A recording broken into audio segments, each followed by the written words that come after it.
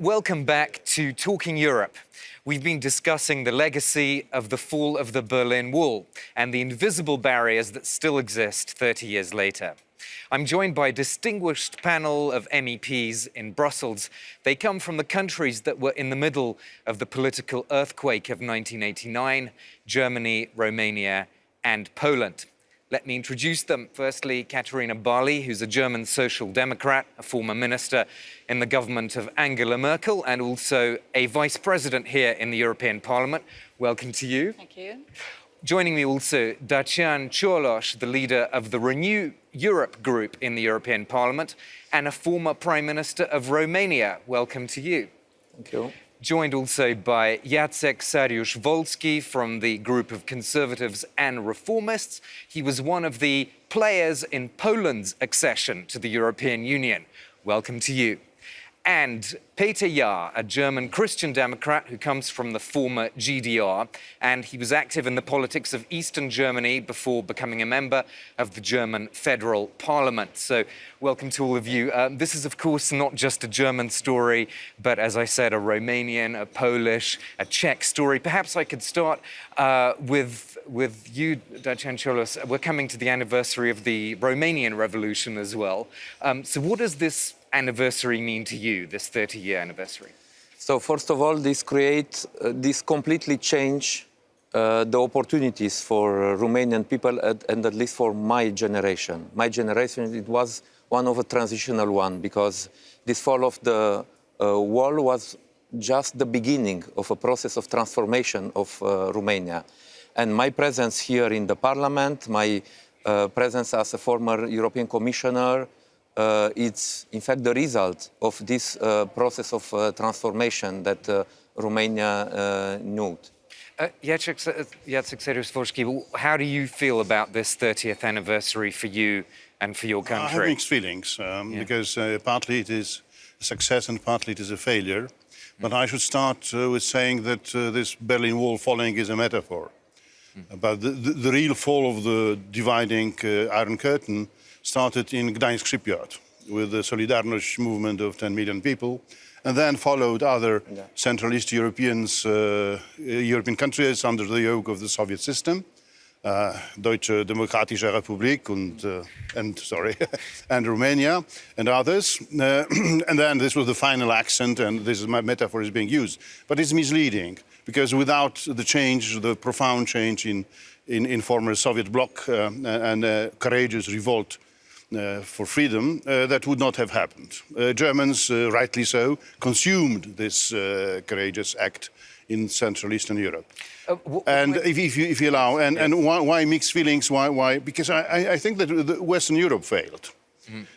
Contrary to the narrative which we hear that Central East Europeans are not up to the expectations and standards, Western Europe failed negotiating entry too late and not sufficiently generous, then wanted to treat those countries as hinterland, as an area of economic expansion, to overthrow above them the Besserwissi approach, which produced stagnation in Deutsche Demokratische former Republik, and which produced the fake accusations today about the rule of law violations, because they don't understand completely what has happened in our part of Europe, because the transition is not finished. It takes so long to finish it, as long as the communism existed in our countries, which means roughly 50 years. Katharina Barley, what do you think about these divisions between Western Europe and the East that your Polish colleague has just outlined? Well, first of all, it's completely wrong to say that Germany consumed this. I mean, before you came, we talked between us about the whole development, and we agreed that it is a European movement that started in Eastern Europe, and everybody recognizes that. It's not our fault that the wall was in Germany and that it is a metaphor indeed, but we all recognize that it started in Eastern Europe, and that we give credit to all the people who participated in that, because it was courageous to stand up, and that we are very grateful for that, because it has allowed us to become this unified Europe that we are at the moment. But Europe is always a work in progress. Of course it is. And we are far from being at the end of anything. So this is a development, and 30 years in history is not a very long period of time.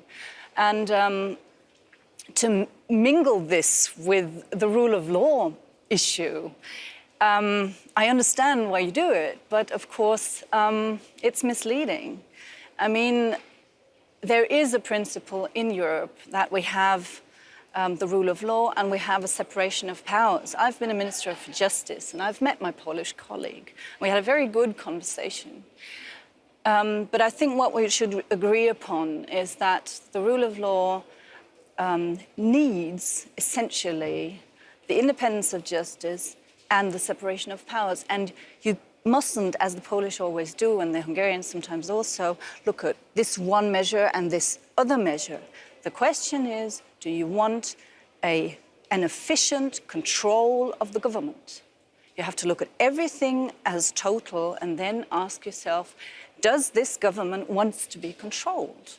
That is the question that it is about, and that has really nothing to do with the developments that we have had in the past. Just a very quick response. I mean, just a question to you. It was all right when Western Germany eliminated 70% of its judiciary immediately after the unification. And when we do it 30 years later, because we do not have the Western Poland, so late, you call it violation of rule of law? That is exactly what I mean. You pick one measure. No, and you say, simply don't understand you do the same. the transition in Central Europe. You have condescending and paternalistic approach to us. Look, if I can contribute to this debate, not going into details what happened in Poland, but just to say that in Romania, the people who are going on the street in order to defend rule of law are the most pro-European people. And I think we cannot mix some internal debates about the way that some political parties are seeing the reforms in the justice with we are European or pro-European or anti-Europeans. I think rule of law, it's an issue and an objective for all Europeans, and this is not connected to this separation West and East. Do you agree with that? I would say one piece of good news is that we can sit here together and talk about this issue. 30 years ago, it was 30 years unbelievable. later. You live behind the wall, I live behind the wall, and we could do what we want, but we could not sit together and talk about this issue. You should also see a little bit the chance what inside. We talk about it, we have rule of procedure, we have also same rules, and that's the good news. And this was a very big opportunity. Sit together and talk about I just want it. to say that I fully agree with Prime Minister Cholos that the protests in the streets of Bucharest are right. The problem is that Brussels understands nothing of it, because those people protest against the power which protects corruption, while at the same time Brussels puts into the same bag the Polish situation where the government fights corruption and mainstream parties like the one which you lead, liberal, and socialists, ally with post-communists who protect the corruption. So this is totally reversed order of the things. And using the same kind of rule of law for the whole Central of Europe, it's very convenient. It's very convenient for big Western brothers because they want to do business. In our countries, above our heads, with Germany, with Russia. My point was not to mix and compare the issue of the evolution between East and West with rule of law. Rule of law have to be a subject to be debated for all Europe, and this is what we are supporting. And as Peter Jahr said, I think the first positive thing is that we are here together and we can discuss going beyond the influence or the heritage of the history, because the history is, for me, is very important, and I am a kind of result of this history, of what's happened these last 30 years. But I think now we have to look on the future and to see how to build this Europe going beyond this, how to say, walls in our minds that we are still East and West, because when I look Europe, it's normal to have a different perception of something between Spanish and Swedish. And I like this. And I like this. I agree with both of you, but stop stigmatizing. This is a Stop legend. stigmatizing Central Europe. It is so. It is such a legend. Germany has been convicted by the European Court of Justice for a violation of the rule of law. Yes. And that is okay. So we have to change what they said we do wrong. That is what justice is for. But you have to accept that. And when Poland gets convicted by the European Court of Justice, then you have to accept it too. That's what the rule of law is about. When so stop this ministers story. nominate judges in Germany, stop it's all right. When we want to do the same thing, but indirectly, You do the it same is not right. thing Double over standards, and double over. standards and That is stigmatization. a lie, because you No. only pick certain measures. In Poland, you have a combination of all sorts of measures that you find all over Europe, but you put them all together and you do it to undermine the effectiveness of the judicial control of the government. And that is the problem. No, the problem is that you the like purpose. post-communist elites in Poland and you support Come on, them. that is Yes, ridiculous. you do. It's ridiculous. And I find it really sad that this discussion that is about a very happy event and a really an absolutely unique development. Nowhere in the world you see something like this united And here Europe. you are right. You Is should only- celebrate the only unification thing of that we Europe. discuss about And is the we are peace dividing That is Europe. the one piece of good Sorry. news. Yes, but that's the whole point of the discussion, is to show that actually things are not completely very far from rosy if we take the entire European continent Yes, 30 but years later. we leave out all these very, very, very positive stories. Well, my let's children, focus on that. My children Go for have it. 4 grandparents, like all the children, but they are of 4 different European countries, and they are 4 different European countries who have, during all these centuries, fought so many terrible wars against each other. So the one thing that we have to put first forward is that this European Union is a peace union. And I hope that, I mean, being half German, half British, my parents have been on both sides of World War II and World War I. I don't want my sons ever to have to enter war, not within Europe, not outside of Europe, but to be here and to discuss with you. And we're not of the same opinion, but we can sit here and discuss, and our countries don't fight, and I hope they will never do. So again, because I know that my country There's a has hybrid bring war between terrible- us now. Pardon? There's a hybrid information war between us now. Well, that's a new perspective on it. I mean, you know, Look at Nord Stream 2. What Look I at Nord Stream 2 and with your my, Genosse Schroeder. What I do with You're my betraying European compatriots- interest and European community. And look what is happening in the Bundestag when If you there will is- falsify the European gas directive in order to allow Nord Stream to happen This is- contrary to the EU legislation. You know, I really want to say something very general. If we have learned one lesson from history, then it is that we should never, ever again start war with words. That is what I tell my British compatriots on Brexit all the time. They are speaking about in war metaphors. This is dangerous. We have different opinions, and this is a place where we can discuss them, where we find solutions. You like them or you don't like them, and you like them once and you don't like the other, and it's always a compromise. I think- But we're never going to have war again. I This hope. is a key result of this building of Europe. Stop to build on the conflicts and on the war.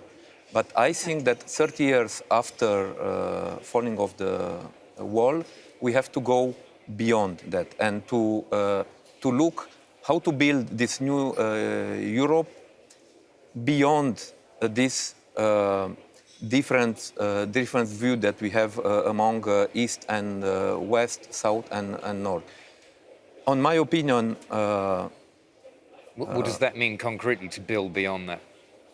to build beyond that, it's to look on some realities and to see how we can go forward. A result of accession of eastern part of Europe in European Union is the fact that now we can avoid the war because we are around the table and we can discuss even if we have different opinions.